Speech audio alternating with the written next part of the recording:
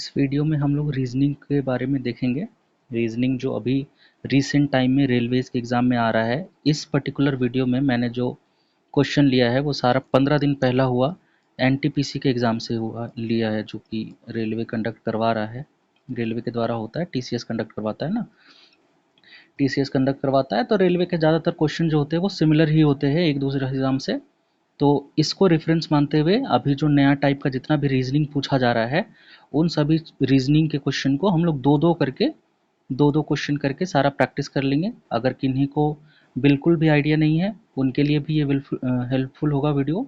और जिनको रिवीजन करना है, क्विक रिवीजन करना है कि क्या अभी नया चल रहा है रेलवे में, तो इससे हम लोग कर लेंगे। ठीक है, मैंने जितना कोशिश हो सके किया है। मेरे पास अभी इतना संसाधन नहीं है कि बड़ा बड़ा वीडियो एक ही बार में डाल सके, तो इस वीडियो को हम लोग 2-3 पार्ट में डिवाइड कर लेंगे और रीजनिंग में जितना भी तरह का क्वेश्चन आ रहा है सब कवर कर लेंगे। खासकर अभी जो एग्ज़ाम होने वाला है 14 और 15 तारीख को, मिनिस्टेरियल एंड आइसोलेटेड कैटेगरी का, उसके लिए बहुत सारा हेल्पफुल होगा ये। ठीक है, चलिए स्टार्ट करते हैं हम लोग।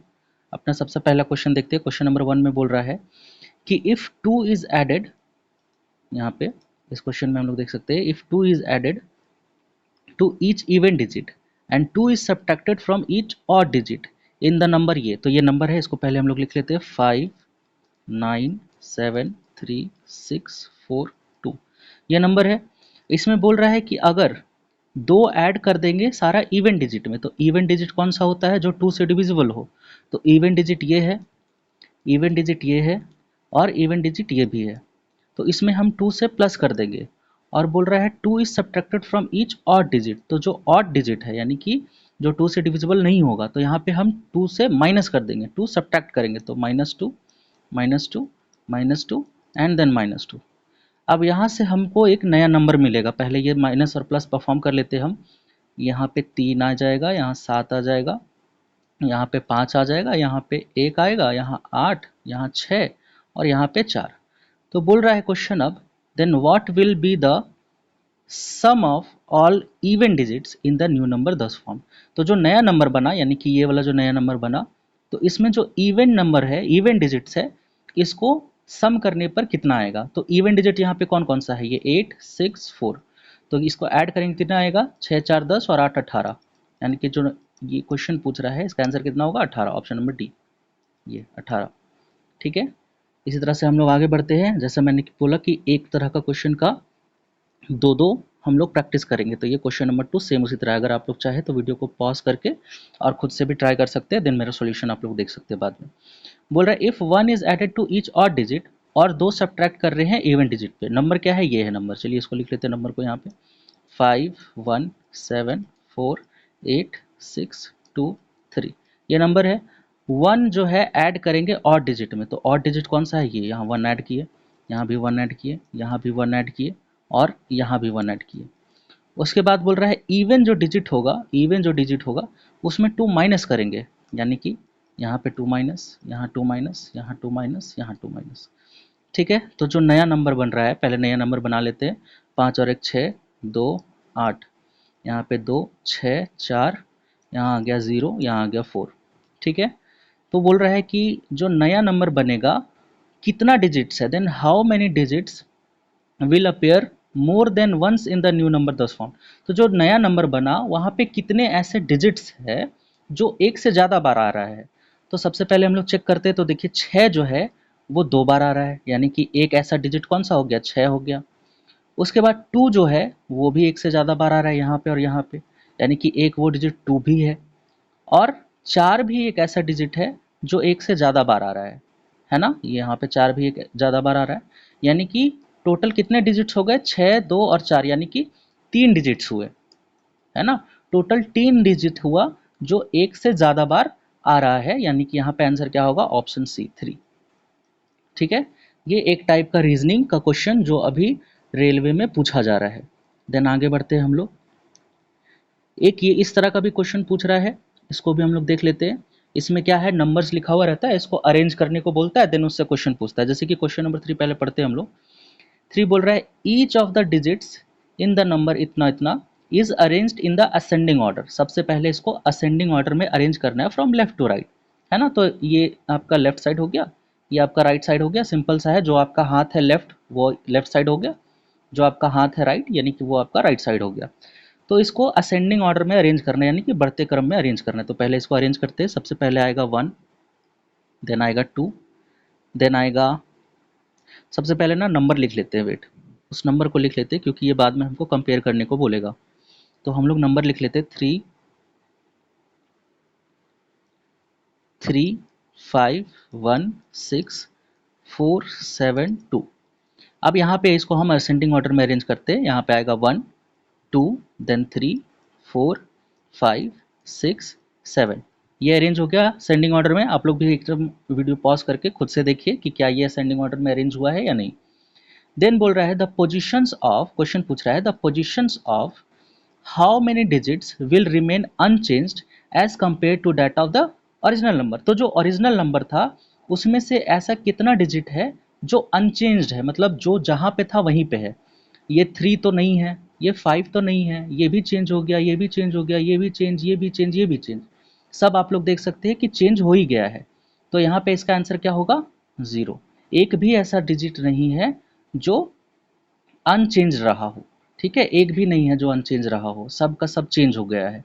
तो यहाँ पे ऑप्शन क्या होगा? 0। इस तरह का भी एक क्वेश्चन पूछ रहा है। ये सारा क्वेश्चन जो है मैंने एनालाइज करके, जो पीवाईक्यूज रहता है ना, पीवाईक्यूज जो कंपाइल करके मिलता है टेलीग्राम चैनल्स में, उससे मैंने सारा चीज़ एनालाइज करके ये क्वेश्चन पिक किया है। देन आगे बढ़ते हैं। इस तरह का क्वेश्चन भी हर एक शिफ्ट में पूछा जा रहा है। क्वेश्चन नंबर 4 जो है, ये सिंपल सा क्वेश्चन है, बस हम लोगों को एक ऑड वन आउट टाइप का ढूंढना पड़ता है इसका सॉल्यूशन अगर हम लोग देखें तो। जैसे कि यहाँ पे क्वेश्चन पूछ रहा है कि किसी सर्टेन कोड लैंग्वेज में NORM जो है उसका कोड है 7341 और ROM जो है उसका कोड है 733748। तो बोल रहा है ई का जो है वो क्या कोड होगा, है ना, ई का कोड क्या होगा। यहाँ पे ई का कोड पूछ रहा है। तो हम लोगों को बस ये ढूंढना रहता है ना, क्वेश्चन ये हमेशा इसी तरह से सेट करता है कि इस वर्ड में और इस वर्ड में अगर 4 वर्ड है यानी 4 लेटर्स है तो उसमें से 3 का 3 वर्ड, 3 का 3 लेटर कॉमन हो जाएगा।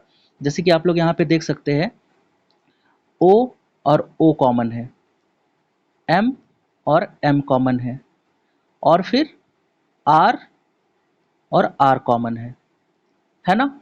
तो अगर ये लेटर्स कॉमन है तो उसके लिए यूज किया हुआ नंबर भी कॉमन होगा।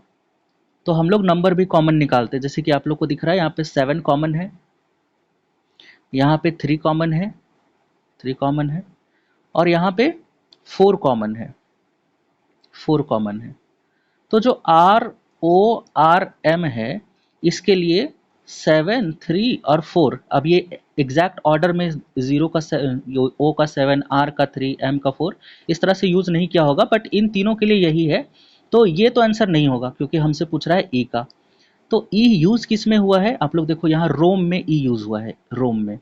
तो रोम में ई 7, ये जो 7 है, ये 3 है, ये 4 है, ये तो नहीं होगा उसका कोड। तो बचा कौन? ई बचा ना, सॉरी 8 बचा। तो 8 ही उसका कोड होगा, है ना। ई का कोड क्या होगा? 8 होगा, 8। ठीक है, यहाँ पे हम थोड़ा सा क्लियर करके एक बार और बताने का कोशिश करते हैं। इन सिंपल टर्म हम लोग क्वेश्चन यहाँ पे कैसे बनाएंगे। हम लोग को सिर्फ ये देखना है कि इसमें इसमें एक सेकेंड, इसमें और इसमें नंबर कौन कौन सा कॉमन है। ठीक है, जैसे कि यहाँ पे 7 कॉमन दिख रहा है, 3 कॉमन दिख रहा है और 4 कॉमन दिख रहा है। यहाँ पर भी 7 कॉमन दिख रहा है, 3 कॉमन दिख रहा है, 4 कॉमन दिख रहा है। तो ये तो ORM का कोड हो जाएगा। अब किसका क्या होगा हमको नहीं पता, बट यहाँ पे ये तो फिक्स है कि 8 जो बच रहा है, ये जो 8 बच रहा है, ये इसी लेटर का बचा हुआ ई का कोड बच रहा है ना, ई का। तो यहाँ पे ई का कोड क्या हो जाएगा? 8 हो जाएगा, है ना। तो आंसर क्या हो गया? 8 हो गया। इसका एक और क्वेश्चन देखते हैं, चलिए हम लोग। ठीक है, यहाँ पे हम लोग देख सकते हैं BRAK का कोड ये रहा, ARCK का कोड ये रहा। तो इसमें पूछ रहा है C का कोड क्या होगा। तो सेम लॉजिक इसमें भी लगेगा। इसमें भी हम लोगों को 3, अगर ये 4 अल्फ़ाबेट यानी कि 4 लेटर का वर्ड है तो उसमें से 3 लेटर जो है वो आपको कॉमन मिल जाएगा। ठीक है, जैसे कि आप लोग देखो यहाँ पे RAK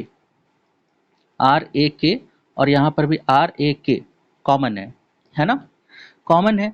तो इसके लिए जो नंबर्स यूज हुआ होगा वो भी कॉमन मिल जाएगा आपको, जैसे कि 4, 9 और 8। यहाँ पर भी आप लोग देखो 4, 9 और 8 है ना।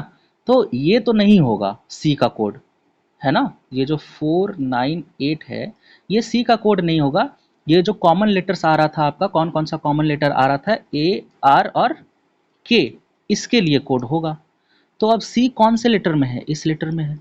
तो इस लेटर का जो कोड है ये वाला, इसमें 4, 9 और 8 के अलावा और कौन सा नंबर है, 2। यानी कि जो बचा हुआ है सी, वो उसका कोड क्या होगा, ये 2 होगा। यानी कि यहाँ पे ऑप्शन नंबर आपका सी सही है। ठीक है, एक इस तरह का क्वेश्चन पूछ रहा है। देन आगे आए तो ये तो ट्रेडिशनल क्वेश्चन है रैंकिंग का, है ना। तो ये रैंकिंग का क्वेश्चन है, बट रैंकिंग का क्वेश्चन जो होता है, रैंकिंग का क्वेश्चन में ये सबसे इजी टाइप का क्वेश्चन है। ठीक है, ये सबसे इजी टाइप का क्वेश्चन है जो एनटीपीसी यूजी लेवल में इस बार पूछ रहा है, जो इसका एग्जाम 15 दिन पहले हुआ था। तो आप लोग देख सकते हैं कि ये क्वेश्चन को आप लोग एक बार पढ़िए, जिसमें बोल रहा है John ranked 16 from the bottom and 29th from the top in his class. एक क्लास है जिसमें से जॉन का पोजीशन जो बोल रहा है वो नीचे से बॉटम से 16th नंबर पे है, जबकि टॉप से 29th नंबर पे है ना। तो बोल रहा है how many students are there in his class, तो उसके क्लास में टोटल कितने स्टूडेंट होंगे। इस टाइप का क्वेश्चन, ठीक है, इस टाइप का, खासकर इसी टाइप का क्वेश्चन को बनाने का सबसे ईजीएस्ट तरीका है कि टॉप से जो पोजीशन है उस नंबर को यानी कि 29, बॉटम से जो पोजीशन है उस नंबर को यानी कि 16, दोनों को जोड़ करके एक से घटा देना है तो टोटल स्टूडेंट्स निकल जाएगा। हम क्या बोल रहे हैं, टॉप से जो नंबर है 29, बॉटम से जो नंबर है 16, इन दोनों नंबर को जोड़ करके एक से घटा देंगे, यानी कि इसको इसको जोड़ेंगे तो कितना आएगा, 15 का 5 हाथ में 45, और 45 में 1 घटा देंगे तो मेरे पास कितना आ रहा है 44। यानी कि उस टोटल क्लास में how many students are there in इस क्लास, तो उस टोटल क्लास में कितने स्टूडेंट थे, 44 स्टूडेंट थे।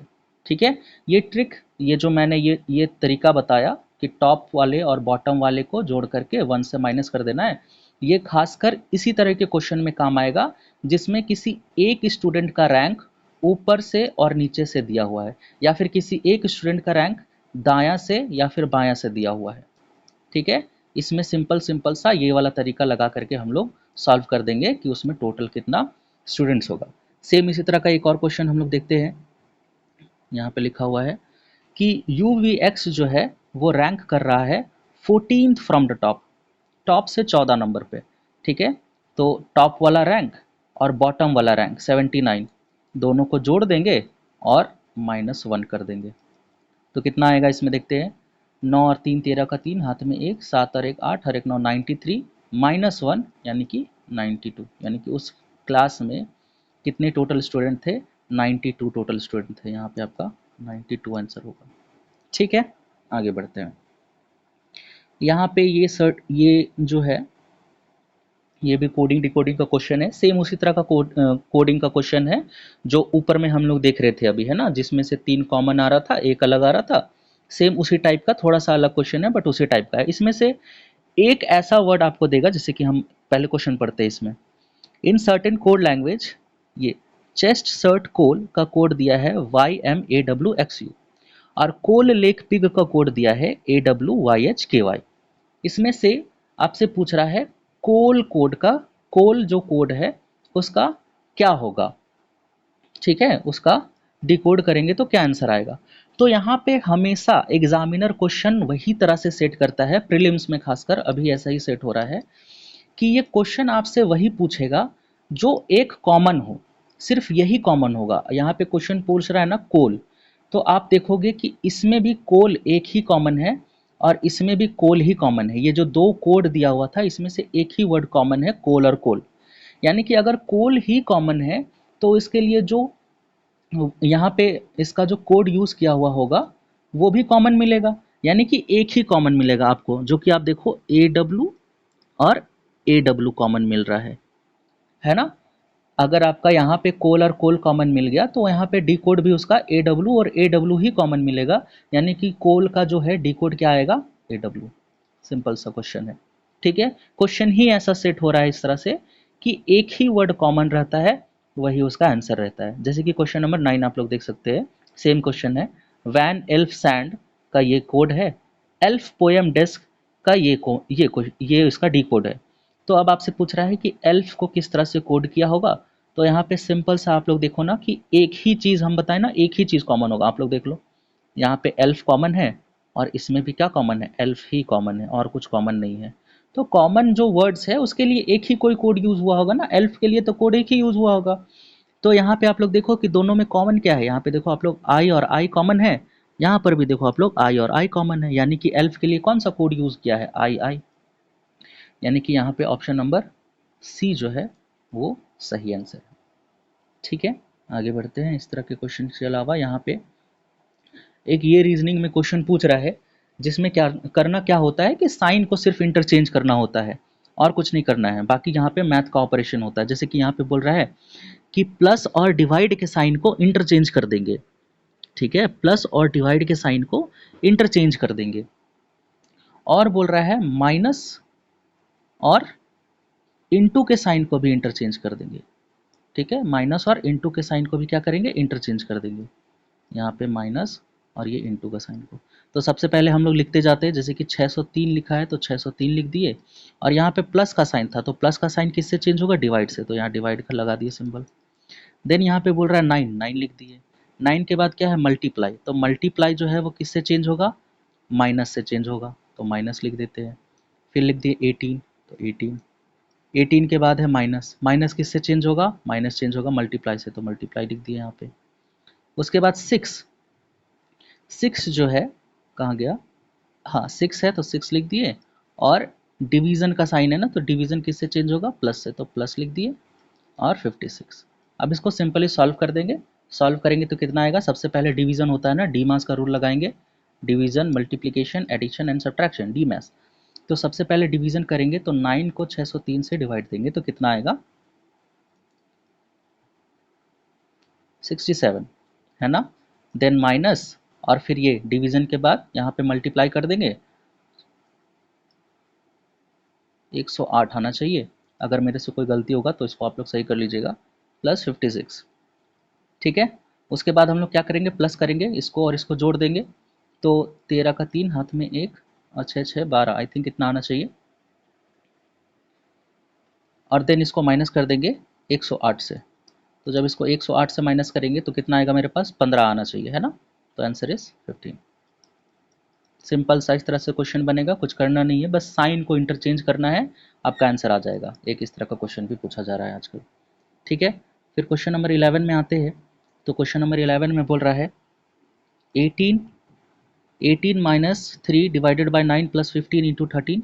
यहाँ पे प्लस मतलब माइनस है, माइनस मतलब मल्टीप्लाई है, मल्टीप्लाई मतलब डिवाइड है, और डिवाइड मतलब प्लस है। सिंपल सा इसमें भी साइन चेंज करना है। तो हम लिखते जाते हैं ना इसको, 18, 18 के बाद है माइनस, बट माइनस मतलब क्या है, मल्टीप्लाई, तो यहाँ मल्टीप्लाई का डाल दिए सिंबल।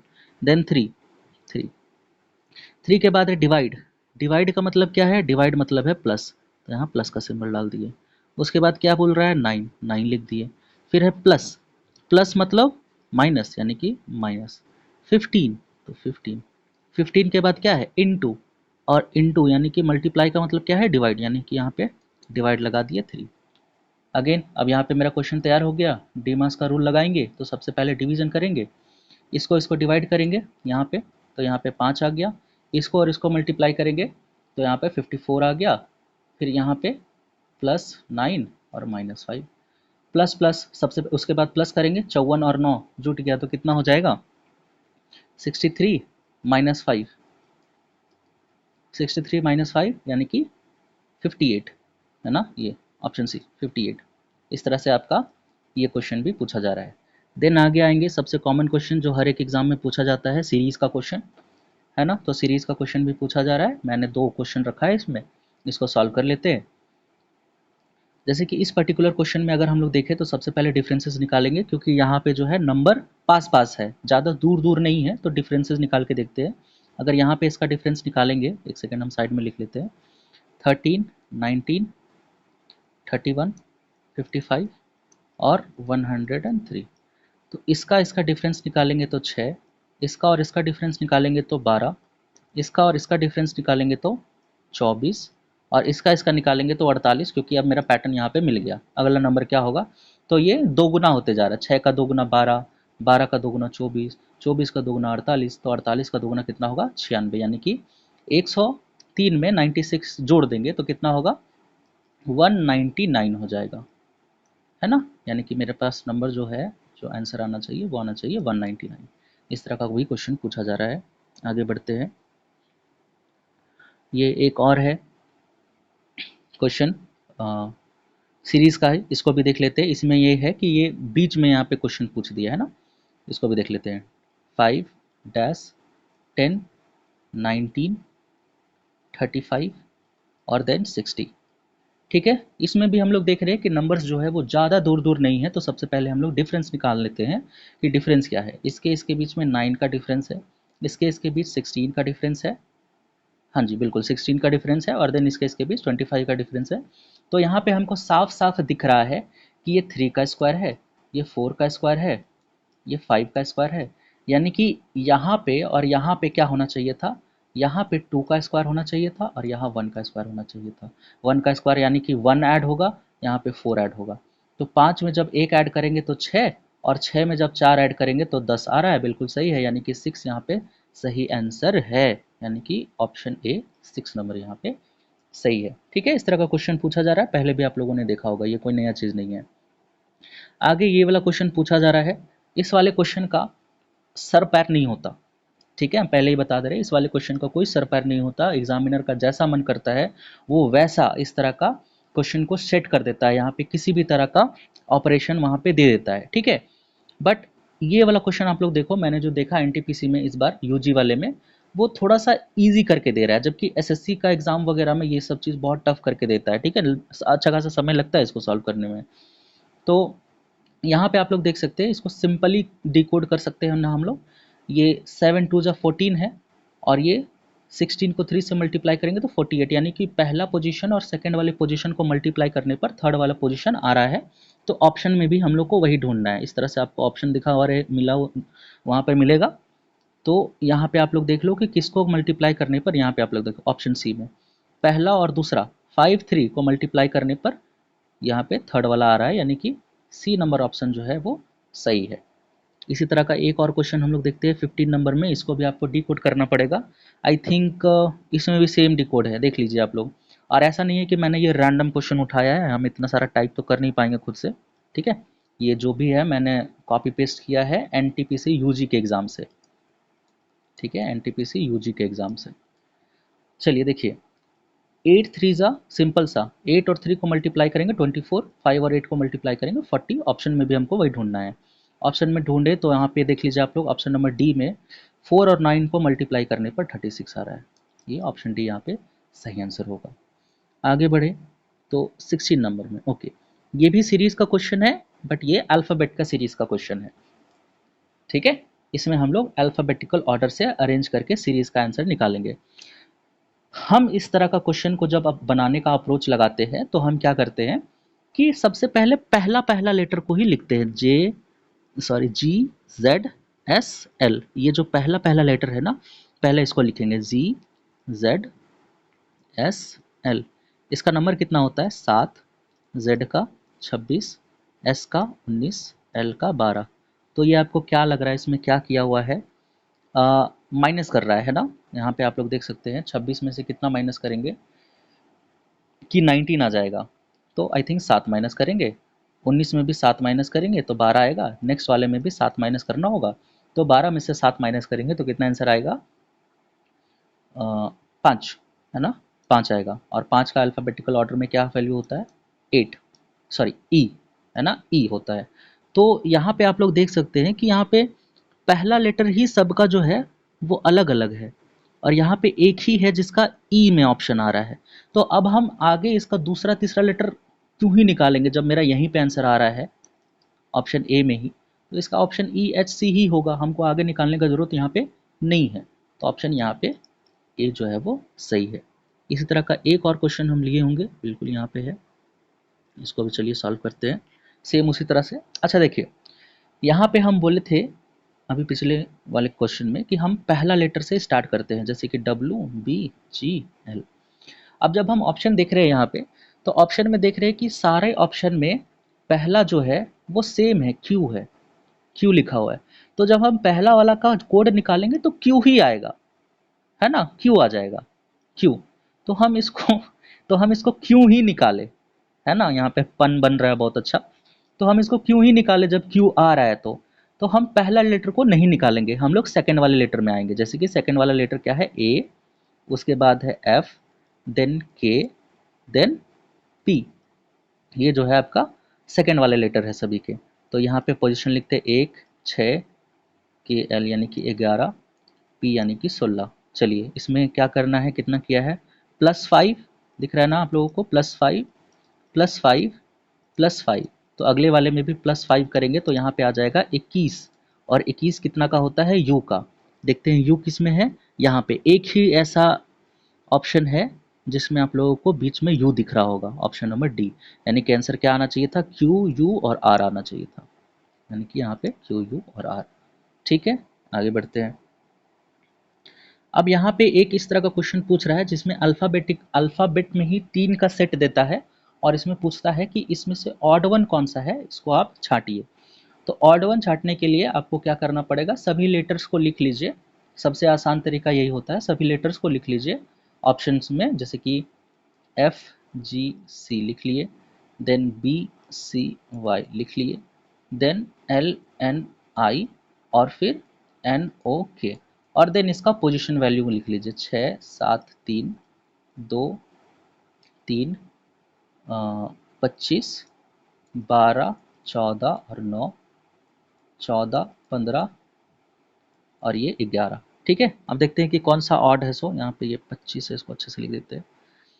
एक प्लस हो रहा है, एक प्लस हो रहा है, यहाँ पे 2 प्लस हो रहा है, 12 और 14 2 प्लस हो रहा है, जबकि यहाँ पे आप लोग देखो 1 प्लस हो रहा है। कौन सा ऑड, यहाँ पे गलती से 2 लिख दिए ना हम, ये 1 होगा। 2, 3, 1 प्लस हो रहा है ना।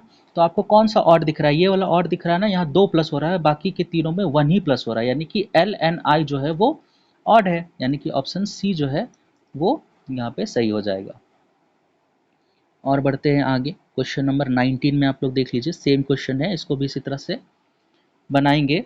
तो हम लोग लिखते हैं TPR, फिर NJK, देन PLN और देन VR और T।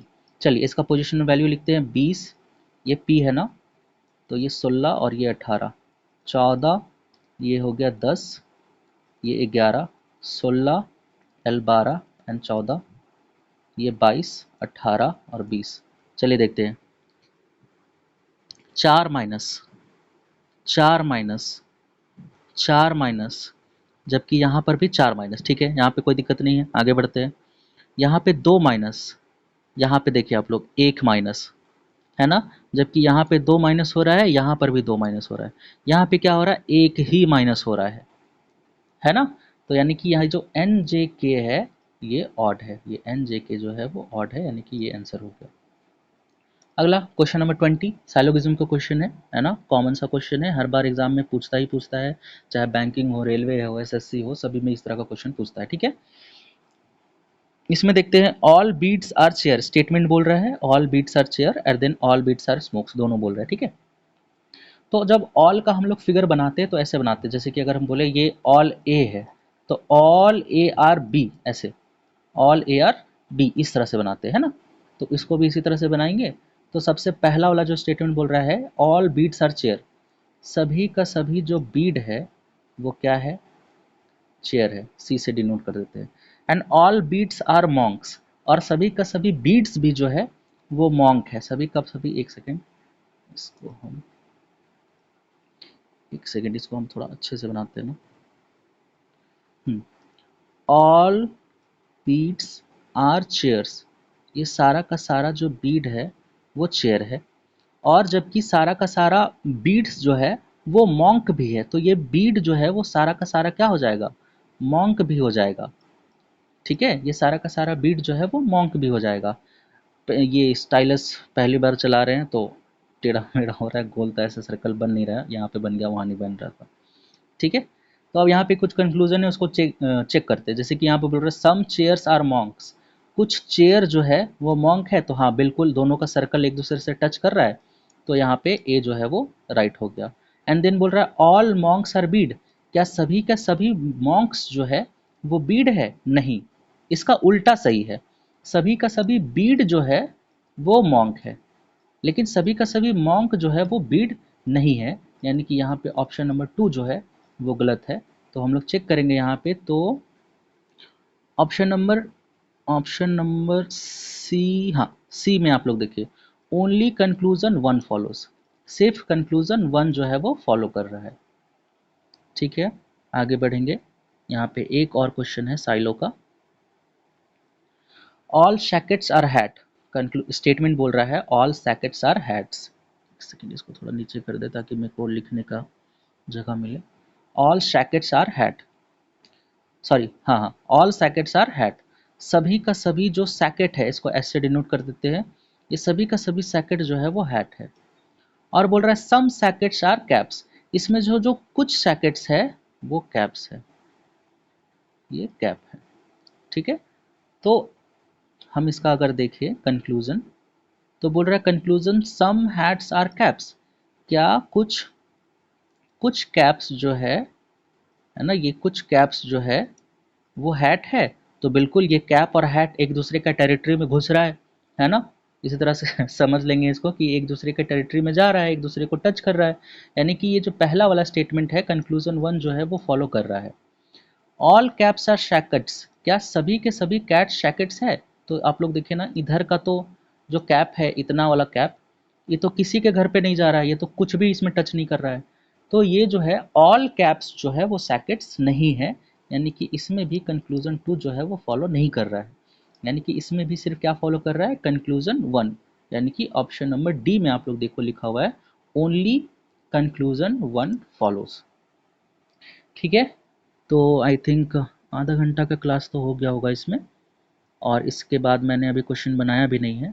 आई थिंक इसके बाद जो क्वेश्चंस बनेंगे इसमें जो अभी पूछे जा रहे हैं, वो सिटिंग अरेंजमेंट से क्वेश्चन पूछ रहा है, और सिटिंग अरेंजमेंट में सभी तरह का क्वेश्चन पूछ रहा है, सर्कुलर वाला भी क्वेश्चन पूछ रहा है, और ऐसे नॉर्थ की ओर जो फेस करके बैठते हैं वो भी पूछ रहा है, और ऐसे एक बिल्डिंग या फिर फ्लोर वाला जो पजल होता है वो भी पूछ रहा है ना, दोनों तीनों टाइप का ऐसा सेटिंग अरेंजमेंट पूछ रहा है। तो अगला जो वीडियो हम लाएंगे आई थिंक उसी का होगा, दो दो क्वेश्चन उसको ही सॉल्व करेंगे। ठीक है, तो आप लोग इसको चाहे तो चैनल को आप लोग अपना नोटिफिकेशन ऑन कर लीजिए, अभी वीडियोस वगैरह आएगा, और हम सोच रहे कंप्यूटर वगैरह का भी क्वेश्चन एटलीस्ट 15 to 70 1800 तक करवाने का, जो इम्पोर्टेंट हमको लग रहा होगा एग्ज़ाम के बेसिस पे। ठीक है, अगले वीडियो पर मिलते हैं बहुत जल्द।